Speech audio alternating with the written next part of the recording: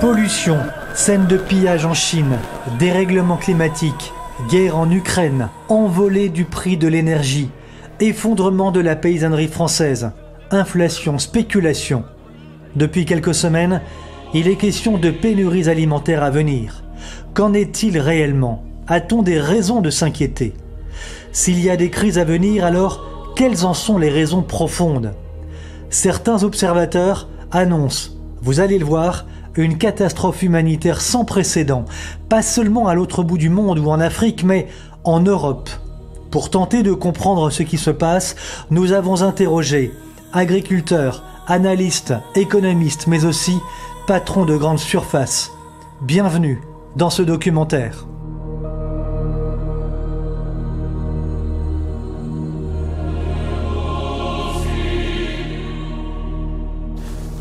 Bonjour à tous, ce documentaire n'a aucune prétention, si ce n'est que de tenter de comprendre comment et pourquoi un grand pays paysan comme la France, qui possédait jadis des millions d'hectares de terres agricoles, en viendrait purement et simplement à ne plus pouvoir répondre aux besoins alimentaires de sa population.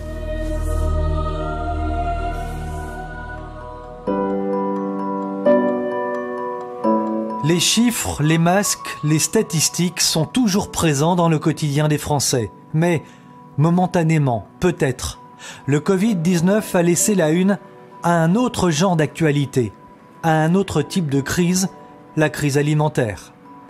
Elle est, selon certains, inévitable. Klaus Schwab, l'emblématique patron du Forum économique de Davos, en a parlé récemment et un chef d'État lui a fait écho.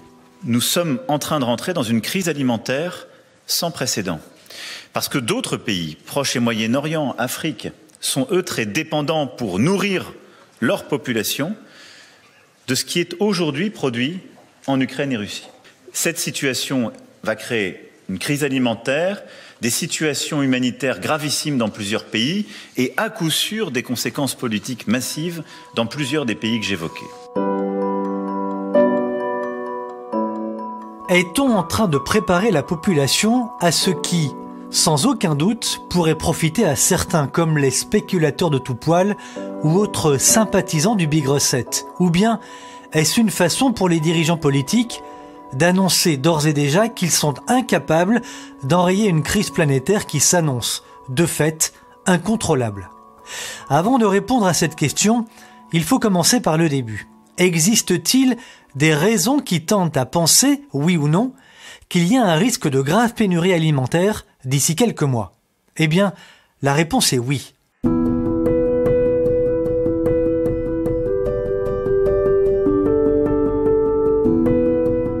Premier constat, en France. Les produits de première nécessité commencent à faire défaut dans les rayonnages. Les nouilles, par exemple, mais c'est aussi le cas de l'huile et de la farine. Étonnant, quand on sait que nous sommes au début du printemps.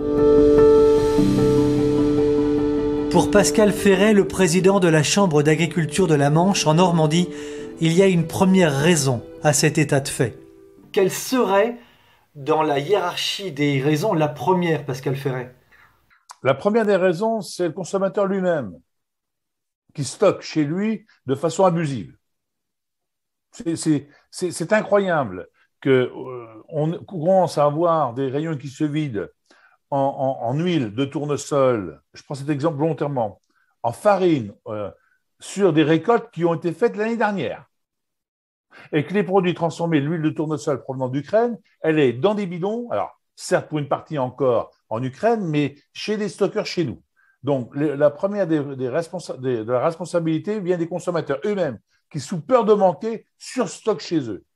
Enfin, moi, je vois des caddies aujourd'hui, des personnes âgées, un couple de personnes, 2 personnes repartir avec de l'huile. Alors, ils font la feste-noz tous les jours, certainement, mais il y a quand même un vrai sujet. Au risque de surprendre ou d'agacer certains, Pascal Ferret dit vrai.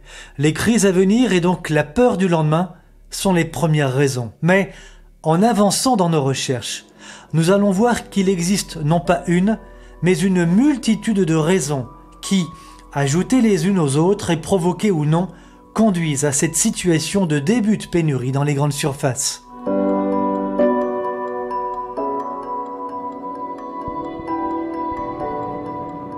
le patron d'une grande surface a accepté de nous parler, mais à visage caché. Il confirme un début de rupture dans la grande distribution et se montre très inquiet quant à l'avenir. Qu'est-ce que vous avez constaté en tant que patron d'une grande surface alimentaire depuis ces 2 dernières années? Nous avons constaté que nous avons de plus en plus de ruptures, liées notamment dans un premier temps à bien sûr des problèmes d'approvisionnement, mais surtout liés à des problèmes de retrait-rappel. Dernièrement, on a eu des produits en parfumerie. En fait, ça touche tous les rayons. Ce sera sur les conserves, mais on aura ça sur les produits de la parfumerie, on aura ça sur les produits de beauté, on aura ça sur les produits pour enfants. On s'aperçoit que les produits sont fabriqués un petit peu partout dans le monde, et en fait peu en France. Et dès qu'il y a un problème de cheminement, de logistique, on se retrouve sur un marché qui devient tendu. On constate de vrais problèmes d'approvisionnement dans les linéaires, mais quelle que soit l'enseigne. Et là, vous parlez, encore une fois, de produits de première nécessité. Et je parle de produits de première nécessité, absolument. Ça, vous n'aviez jamais vu ça? Non. Et c'est le cas depuis 2 ans? Et c'est le cas depuis 2 ans. On subit la pénurie de plein fouet. On pourrait imaginer qu'il y a quelque chose derrière qui prépare un petit peu les personnes, ou la population, à un type de pénurie plus importante.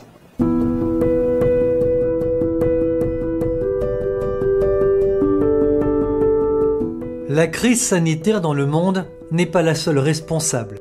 Si les patrons français de la grande distribution rassurent en affirmant « pas de problème d'approvisionnement en France d'ici à l'été », les messages sont tout autres en Espagne ou en Italie par exemple, où fin mars, en raison de troubles sociaux, on mettait en garde le consommateur contre les risques de pénurie grave.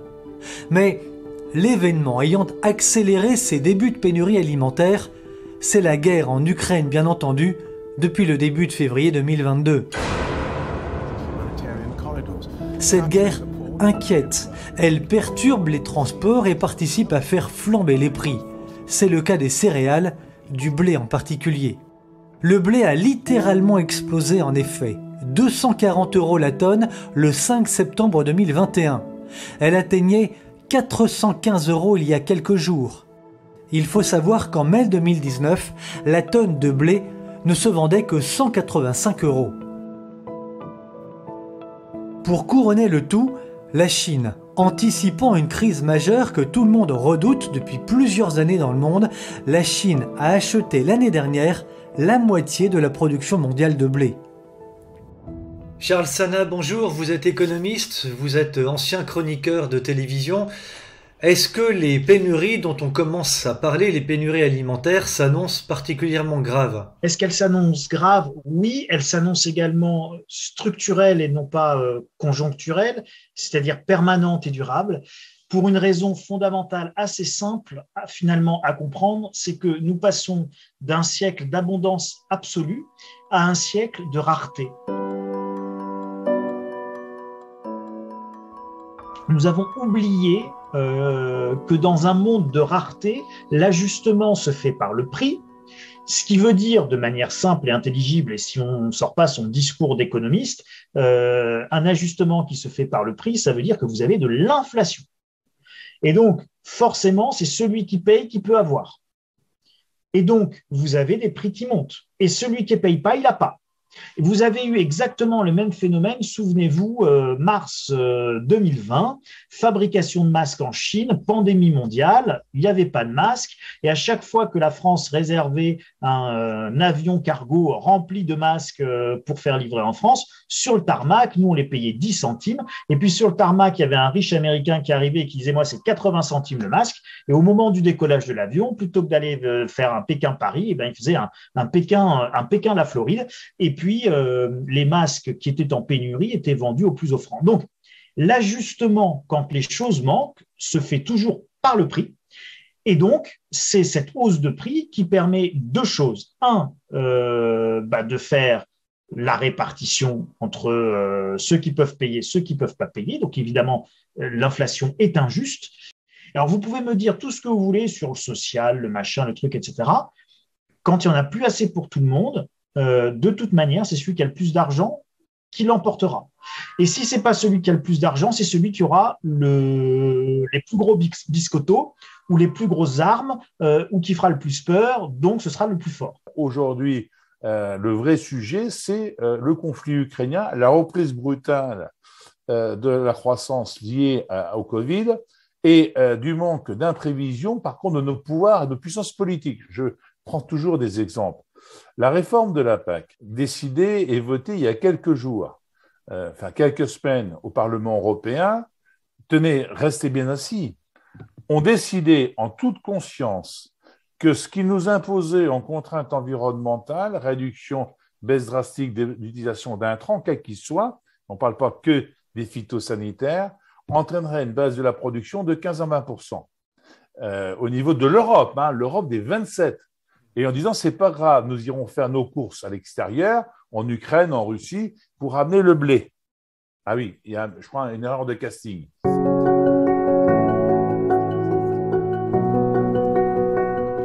Erreur de casting, comme le dit Pascal Ferret, car l'Europe est aujourd'hui en guerre contre la Russie.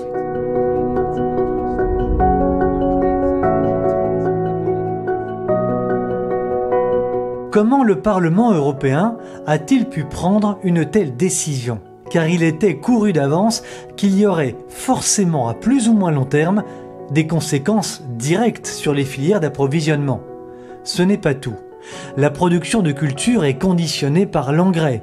Or, la Russie est le premier producteur d'engrais au monde. Jacques Delacroix est analyste économique et financier. À elle seule, la Russie et l'Ukraine représentent aujourd'hui 30% des exportations mondiales de blé, tandis que la Russie est le premier exportateur d'engrais au monde. Donc, ça veut dire que si la Russie n'exporte pas ses engrais, les producteurs, les céréaliers et autres ensemenciers ne peuvent pas produire comme ils pourraient le faire. Voilà, c'est-à-dire qu'ils ne vont pas pouvoir produire. Il faut savoir par exemple qu'en Inde, et ça c'était déjà l'année dernière, au début de l'année plutôt, en Inde, la police garde, militairement évidemment, les stocks d'engrais dans tout le pays. Pourquoi? Parce que déjà au début de l'année, avant la guerre de l'Ukraine, on savait pertinemment qu'il n'y aurait pas suffisamment d'engrais pour tous les paysans qui sont en Inde.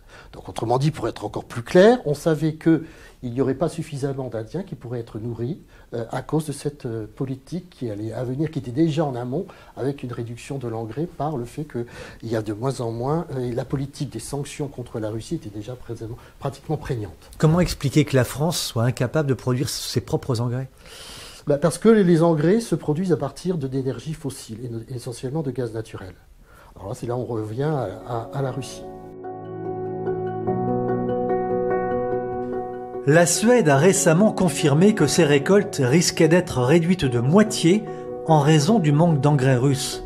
Mais bien plus grave que la Suède. On nous a fourni ce rapport des Nations Unies. Il date du 16 mars 2022. Que dit-il ? Dans ce rapport, on découvre avec stupeur que l'Afrique va être la première victime des sanctions américaines et européennes contre la Russie. Afrique du Sud, Mozambique, Sénégal, Namibie, Congo, Tunisie. Ces pays africains dépendent de plus de 30 à 100% du blé russe et ukrainien. Question. En agissant sans attendre et de toutes parts contre la Russie, l'Europe, poussée par l'Amérique, a-t-elle réellement mesuré les conséquences humanitaires, sociales, politiques et financières désastreuses que les sanctions pourraient avoir contre le continent africain? Mais pas seulement d'ailleurs contre l'Afrique, contre l'Asie également. Récemment, on sait que des pillages ont eu lieu au Sri Lanka. L'Europe a-t-elle mesuré les conséquences des sanctions sur des centaines de millions d'individus? Il semble inimaginable que les politiques aux manettes n'y aient pas pensé. Cette très grave question mérite d'être soulevée car si l'on parle beaucoup actuellement à juste titre du sort des Ukrainiens, bien peu de voix s'élèvent en revanche pour évoquer les conséquences à venir catastrophiques des sanctions imposées contre la Russie sur l'ensemble de l'Afrique et de l'Asie. 6 milliards d'habitants. Nous ne sommes plus du tout dans la même échelle. Et que dire des conséquences qui risquent d'être effroyables sur le continent européen en termes de déplacement de population.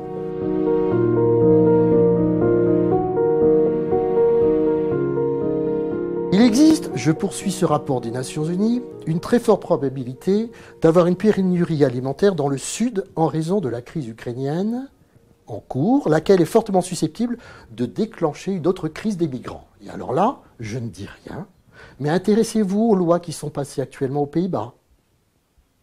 Vous vous souviendrez également qu'il y a quelques années, le gouvernement français de l'époque avait demandé au maire de France de voir ici ou là quels étaient les Français qui avaient des résidences secondaires qui n'étaient pas occupées. À l'époque, pourquoi fait-on ces demandes? Mais vous avez compris, il n'y a jamais de hasard dans ces choses-là. Donc maintenant, les Pays-Bas s'intéressent à cette politique annoncée par les Nations Unies, où il va y avoir des flux migratoires. Je vous rappelle ce beau graphique-là. Eh bien, ça semble assez évident, je pense. Il faut savoir que ces sanctions interviennent dans un contexte, alors ça c'est très important, où des milliards de personnes ne bénéficient que de calories minimum pour survivre avec des prix très bas. Ça c'est aujourd'hui. Des milliards de personnes ne peuvent vivre aujourd'hui au niveau calorique quotidien avec des prix très bas. Or, nous sommes en train de débattre avec des augmentations de prix très conséquentes qui ont déjà eu lieu. Ils disent que nous serons confrontés à des flux migratoires démentiels si l'Europe n'agit pas rapidement. Et qu'est-ce que fait l'Europe? L'Europe redonne une couche avec M. Macron contre la Russie avec des sanctions.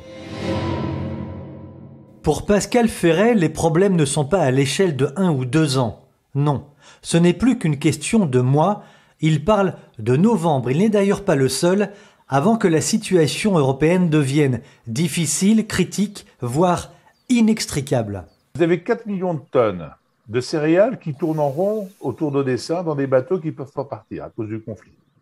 Vous avez à peu près 15 à 17 millions de tonnes de céréales qui ne sont pas exportables à cause du conflit. Mais ils sont récoltés, ils sont dans les silos à Odessa et dans les grands ports de la mer Noire ou en mer d'Azov. L'huile de tournesol est dans des bidons, des fûts en tournesol, en Ukraine et en Russie. Ça, c'est bon. Sauf que ces pays qui sont en guerre, particulièrement l'Ukraine, et le Donbass, fait qu'ils ne pourront pas produire plus de 20 ou 25% de leur capacité nominale. Mais quand vous les avez produites, faut-il encore pouvoir les transporter? Et que comme l'ensemble des infrastructures en Ukraine ont explosé, dynamité, pour retarder l'avance russe, fait que les ports sont bloqués, mais les routes sont pétées. Donc, vous n'avez pas nos moyens. Les lignes de chemin de fer, à quelques exceptions près, sont en grande difficulté. Vous n'avez pas les moyens de transporter les marchandises. Donc, effectivement, en novembre-décembre 2022, il est probable que des populations n'auront pas suffisamment de céréales cette fois-ci pour se nourrir. On ne parle pas de protéines carnées, on parle que des céréales pour faire du pain. Vous parlez de l'Europe ou vous parlez de la France? Je ne parle pas de la France, je ne parle pas de l'Europe, je parle de la Méditerranée, je parle de l'Afrique du Nord, je parle de l'Afrique du Sud. Mais n'oubliez pas que quand l'Égypte et l'Algérie ont faim, c'est demain les problèmes en Europe. Ce n'est pas le ruisseau qu'est la Méditerranée qui va arrêter des populations qui sont affamées.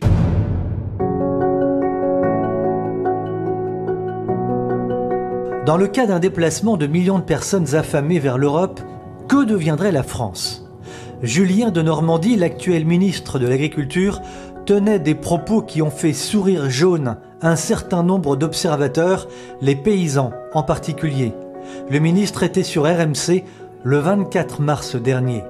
Si on est très concret, est-ce qu'aujourd'hui vous pouvez nous dire qu'il n'y a aucun risque de pénurie d'abord en France? On parle de la question de l'huile de tournesol, on parle de la question du blé. Est-ce qu'il y a, oui ou non, un risque de pénurie ou est-ce qu'on est à l'abri?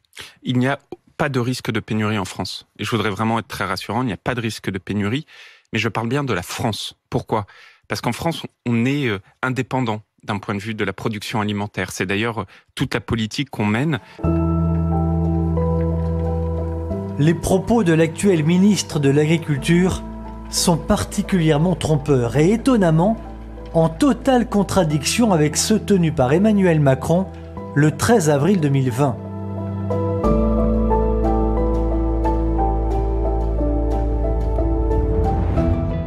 De façon générale et comme à leur habitude, Les hommes politiques cherchent à rassurer la population. Mais rassurer n'est-il pas au final tromper ?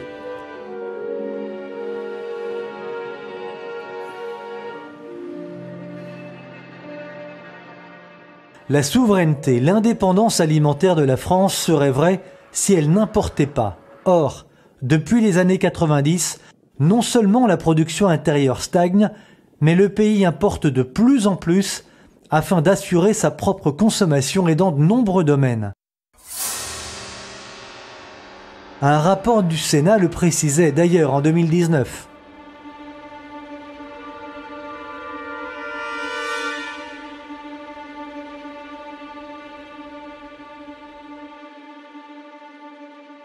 La France doit importer 20% de ses besoins alimentaires. Nombreux sont les rapports produits revenant sur ce sujet. Nous avons lu entre autres ceux de 2019, 2020 et 2021 de France Agrimaire et le rapport de 50 pages de la coopération agricole, le syndicat et association qui défend les intérêts de la profession. Dans ces deux rapports, au sujet de la dépendance alimentaire de la France, il est décrit une situation alarmante.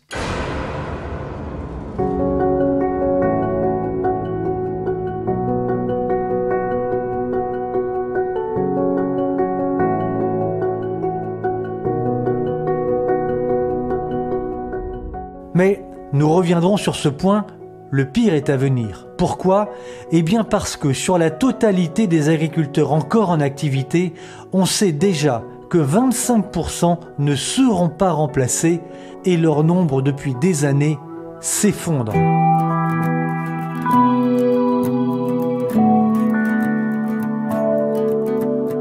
La France est structurellement de plus en plus dépendante des importations.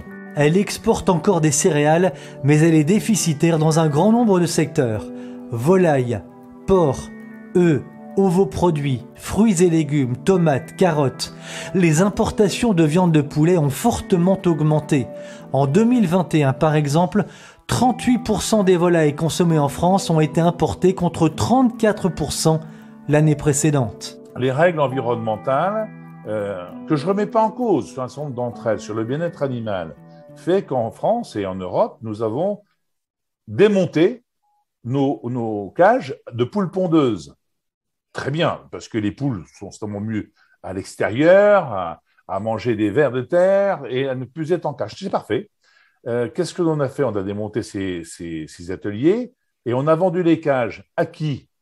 Aux Slovènes et aux Ukrainiens. Ce qui fait que dans 3 mois, nous n'aurons pas suffisamment d'ovoproduits pour fabriquer vos cakes, vos petits croissants du matin que vous mangez tous les jours. Parce que nous sommes d'une hypocrisie remarquable.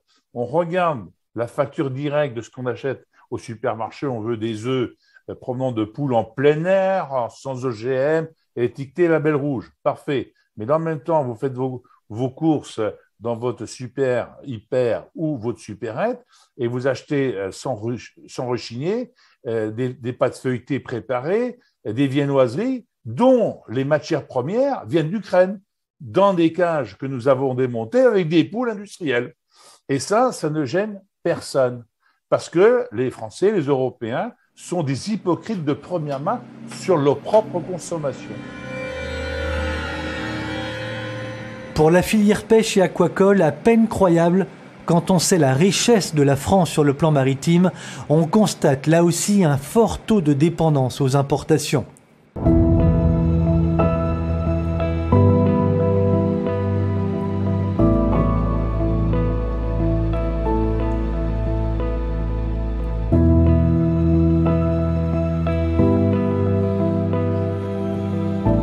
Nous en parlions à l'instant, le pays importe 25% de sa production de porc chaque année. Dans les Côtes d'Armor, nous avons rencontré un producteur de porc. Son nom, Nicolas Leborgne. Cet agriculteur a fait beaucoup parler de lui en 2016, lors des dernières révoltes paysannes. On le voit d'ailleurs sur ces images d'archives, en Bretagne. Nicolas, écœuré du sort qui était réservé à sa profession, manifestait une fois de plus comme un grand nombre de ses confrères. Il est encore producteur, malheureusement, plus pour longtemps. En septembre, sa production s'arrête. Il est en liquidation. Alors qu'on ne lui parle surtout pas de dépendance alimentaire. Toutes les productions agricoles, que ce soit volaille, porc, est en train de tomber.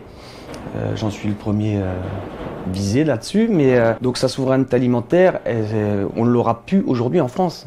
Ni aujourd'hui, ni demain. On l'a complètement perdu puisqu'on exporte au moins 25 à 30% de la production porcine. Donc, et encore, on est en train de tomber les uns après les autres. Il y a au moins 40% qui vont après disparaître dans les 6 mois qui viennent.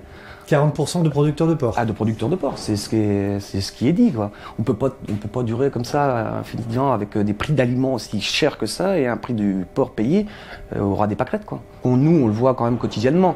On voit dans les grandes surfaces qu'aujourd'hui on importe énormément de viande. Le VPF, le manger français, non, faut arrêter de raconter des bêtises. C'est pas possible. On n'est plus autonome. On a perdu toute l'autonomie qu'on avait il y a sans doute 15-20 ans. L'autonomie alimentaire n'existe plus. Ah non, bah non. On est beaucoup à l'import aujourd'hui. On exporte aussi, mais on est beaucoup à l'import pour la viande, je parle. Comment est-ce qu'on en est arrivé là, à votre avis? Pour moi, c'est une volonté politique. C'est pour ça qu'ils mentent. Pour moi, c'est une volonté politique aujourd'hui de dégraisser le monde agricole. Alors, ils le font d'un point de vue environnemental, ils le font après d'un point de vue du prix. Mais aujourd'hui, on remarque quand même qu'il y a, on n'est plus que, je crois, c'est 250 000 agriculteurs aujourd'hui en France. Hein. Quand on était après-guerre, c'est énorme, plusieurs millions. Donc c'est quand même bien une volonté. Alors ils nous font soit disparaître sur le point de vue environnemental, donc de plus en plus de normes environnementales, phytosanitaires, de tout, au bien-être animal. Donc ils suppriment petit à petit le monde paysan. Donc c'est une volonté politique pour moi.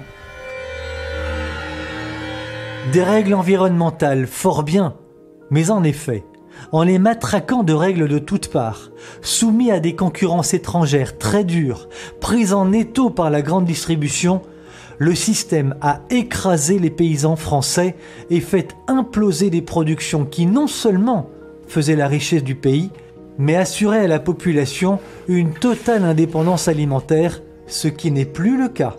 Le mondialisme à tout va, véritable miroir aux alouettes, est passé par là.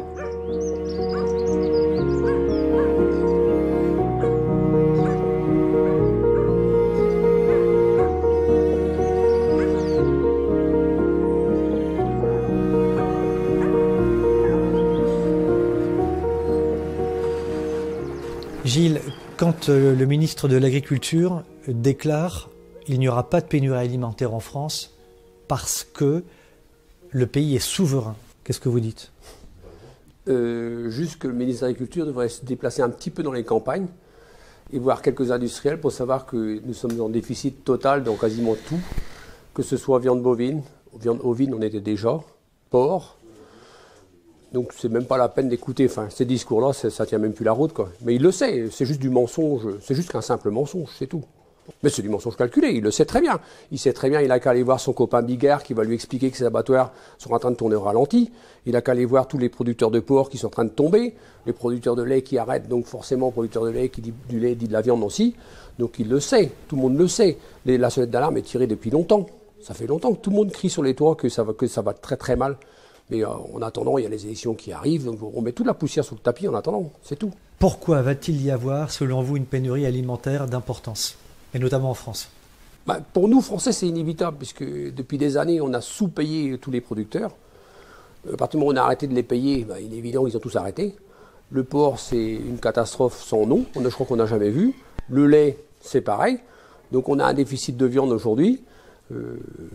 La volaille, la volaille aujourd'hui, 41% de la volaille est importée, plus la grippe aviaire qui se met par-dessus, donc il est évident que ça va manquer de tout. Hein. Il n'y a pas besoin d'avoir fait de grandes études pour le savoir, ça. On va être obligé d'importer. C'est la seule solution. C'est la seule solution. On va importer massivement, et comme ça, on fera taire le peu de révolte qu'il y aura sera tué comme ça. En attendant, l'agriculture française, elle disparaît. Hein. Tout l'élevage est en train de disparaître. On n'entend plus dans les médias, on n'entend plus que le monde agricole est en train de tomber, quoi. Alors quand il parle de souveraineté alimentaire, je sais pas où il va la chercher, lui. Et c'est triste, là. Parce que les gens sont en train, dans les chaumières, sont en train de pleurer, ils veulent plus se battre. Ils savent que de toute façon, il y a peut-être 20 ans, il y avait une dégraisson, c'est normal. Mais en plus, avec la moyenne d'âge, aujourd'hui, Le monde paysan, dans les 4 ans qui viennent, il va peut-être en avoir 40% ou 50% qui vont partir en retraite. Des élevages qui seront pas repris. Donc je pense que dans 20 ans, il y aura des friches dans les champs. Hein. Il n'y aura plus de culture. Il n'y aura plus de paysans. Les écoles sont en train de fermer les unes après les autres. Les fils d'exploitants ne veulent plus être installés. On vit des crises récurrentes depuis 20 ans. Moi, la seule chose, j'ai repris la suite de mon père parce que j'étais fier. Mais mon fils, aujourd'hui, je lui dis non, ne va pas dans ce métier-là. Aujourd'hui, on est dans un système où, là, on est dans le mur, en fait. On ne peut plus produire au prix où on nous demande. C'est ça le problème, c'est que pendant 40 ans, tout le monde y a cru. Tout le monde était persuadé. Moi, combien de fois j'ai entendu cette phrase, c'est pas grave, il y a encore des points à gagner. Bah oui, mais ils sont où maintenant les points? Donc on peut plus. On voit bien, moi je vois des jeunes autour de moi qui jettent l'éponge dans le lait. La volaille, les poulaillers sont à vendre partout, personne n'en veut. Le porc, je crois qu'on va perdre 30% de nos éleveurs, donc c'est quand même pas rien. 30% d'éleveurs, ça veut dire 30% de cochons en moins. Hein, qu'on veuille ou qu'on veuille pas, ça sera comme ça. Et aujourd'hui, tout ce qui a été mis en place depuis des années a tiré toujours sur le même. Aujourd'hui, quelqu'un va payer l'addition.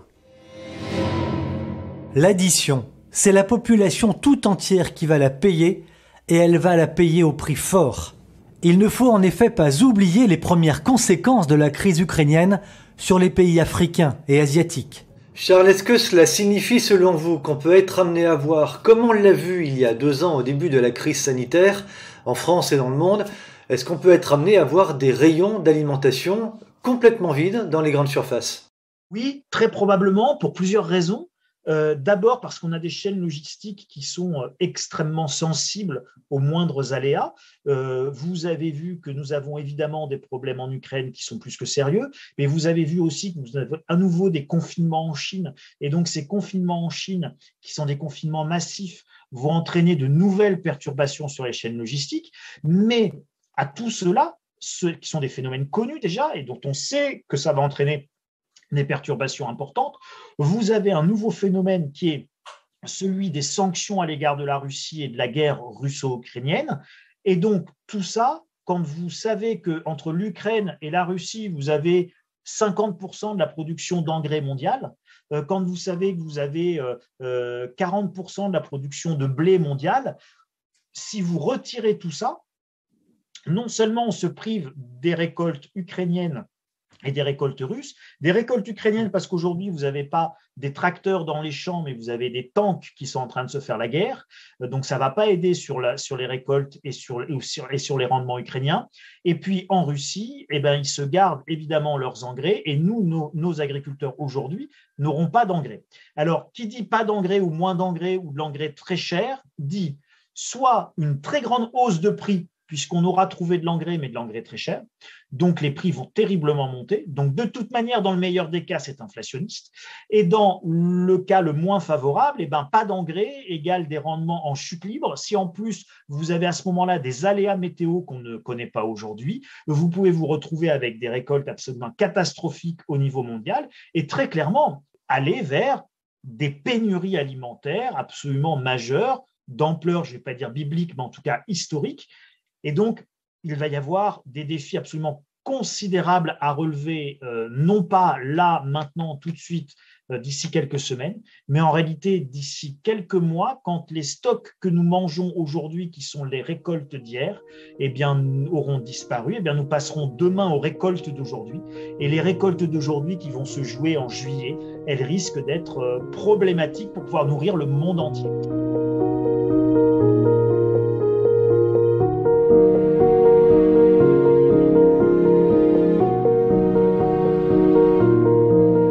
Il est bon de rappeler ces chiffres, car la dépendance alimentaire française est directement liée au drame silencieux des campagnes, drame ignoré des politiques, ignoré car depuis 50 ans, les gouvernements de droite comme de gauche ont participé à ce massacre. Il existait en France 2 300 000 exploitations agricoles en 1955 et il n'y en a plus que 389 000. Le pays perd 2% de chefs d'exploitation chaque année et le pire est à venir, car en effet, qui va reprendre les fermes? Un quart des exploitants ont 60 ans et plus. À l'heure où l'on vend un mondialisme débridé, à l'heure où les crises sanitaires se répètent et où l'on travaille derrière un ordinateur, le métier de paysan ne fait plus rêver. Dernière chose, l'urbanisation massive.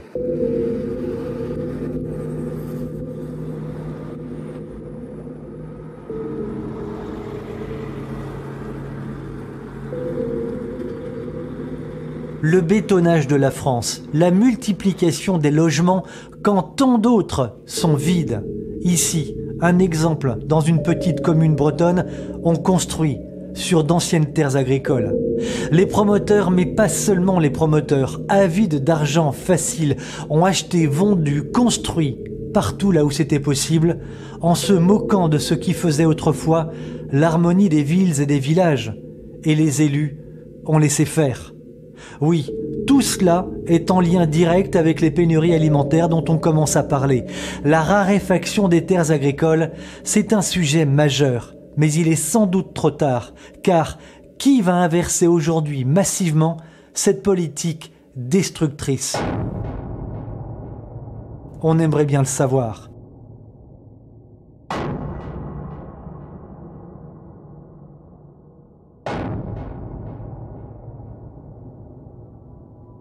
Tous les ans, la terre agricole française régresse sous les voies de cette urbanisation galopante et sous l'effet conjugué de la sécheresse, de la salinité de nos sols et de l'eau. Depuis les années 50, la France a perdu, tenez-vous bien, 12 millions d'hectares de terres agricoles. 2 départements comme l'Allier tous les 15 ans, 26 mètres carrés. Chaque seconde, un désastre. Il y a un autre élément à mettre au dossier, un élément et des questions. Pourquoi Bill Gates, le multimilliardaire américain très controversé, rachète-t-il, depuis 2 ans, des milliers d'hectares de terres agricoles? Certains parlent de plus de 100 000 hectares de terres rachetés pour 700 millions de dollars. Une bagatelle. Qu'est-ce que le fondateur de Microsoft va-t-il bien pouvoir faire de tout ce patrimoine agricole? La dépendance alimentaire, qu'est-ce que cela signifie? Eh bien, cela signifie tout simplement qu'en cas de crise géopolitique, économique, financière, militaire, le pays, ne pouvant plus s'alimenter à l'extérieur et ne pouvant plus alimenter sa population, eh bien, s'offrent les éléments d'une crise intérieure majeure. Et là, on ne parle même pas des flots démentiels de migrants, je vous le rappelle, flots démentiels prédits par les Nations Unies en Europe et évidemment sur le territoire français.